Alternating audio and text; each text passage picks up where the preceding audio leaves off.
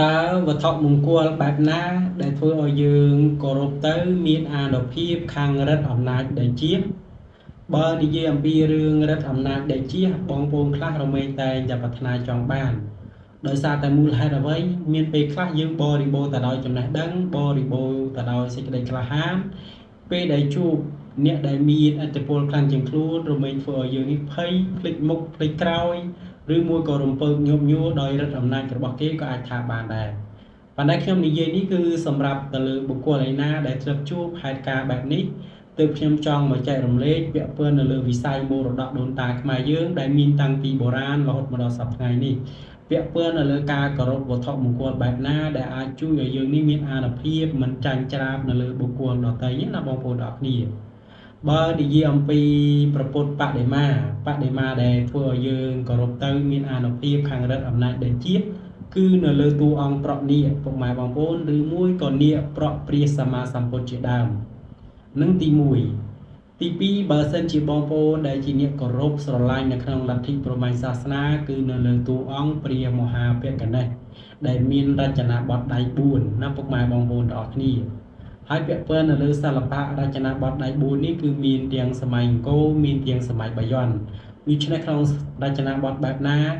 បងប្អូនសាងឡើងក្នុងសម័យបែបណាក៏បងប្អូនសាងទៅតាមអធិស្ឋានរបស់បងប្អូនចុះហើយបើយើងនិយាយអំពីវត្ថុធាតុដើមវិញបងប្អូនត្រូវដឹងថាពាក់ព័ន្ធនៅលើវត្ថុធាតុដើមយើងត្រូវរកវត្ថុធាតុដើមណាដែលមានអានុភាពដើម្បីឲ្យយើងសាងត្រូវនៅលើតួអង្គដែលយើងបានសាងផងណាបងប្អូន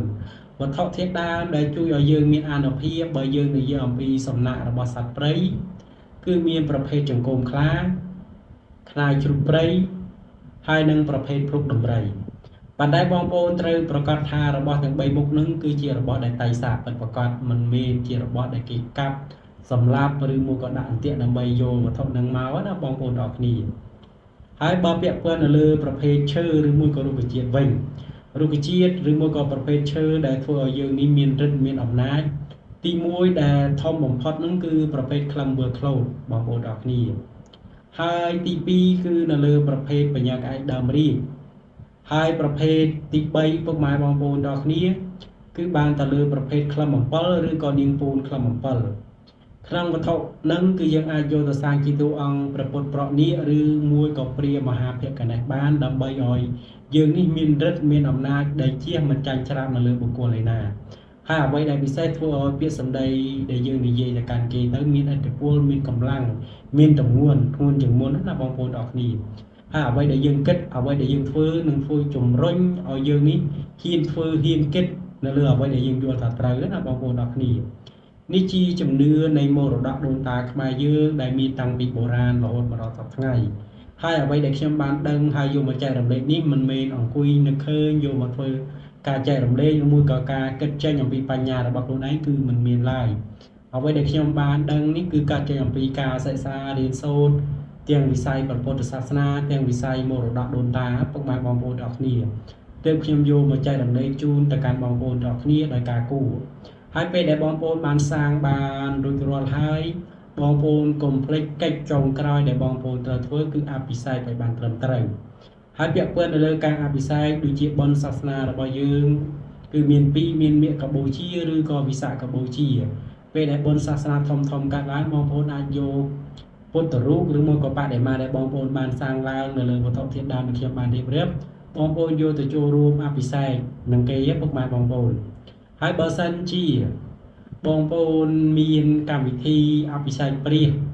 ដែលគេបានប្រព្រឹត្តទៅណាបងប្អូនក៏បងប្អូនអាចយកទៅចូលរួមបានពេលដែលបងប្អូនបានធ្វើកិច្ចគ្រប់គ្រាន់ហើយបងប្អូនអាចយកវត្ថុនឹងយកទៅធ្វើជាបន្តោងខ្សែកងាយនឹងដាក់តាមខ្លួនហើយបងប្អូននឹងទទួលបានអានុភាពមិនចាញ់ច្រាបនៅលើបុគ្គលឯណាទេហើយធ្វើឲ្យបងប្អូននេះមានសេចក្តីក្លាហានមានធម៌ពលផ្លូវចិត្តខ្លាំងជាងមុនទៅទៀតនេះជាអ្វីដែលខ្ញុំចង់ចែករំលែកជូនទៅកាន់បងប្អូនទាំងអស់គ្នាបើបងប្អូនស្រឡាញ់ពេញចិត្តនៅលើគ្រឿងខ្មុំអង្គររបស់យើងខ្ញុំដែលមានខ្ញុំផ្ទាល់ដែលជាស្ថាបនិកនេះបងប្អូនសូមត្រឹមតែជួយចុច like page និងចុច like វីដេអូដែលកំពុងតែទស្សនាផងបើសិនជាមានចម្ងល់ក៏អាចទំនាក់ជា comment នៅខាងក្រោមបាន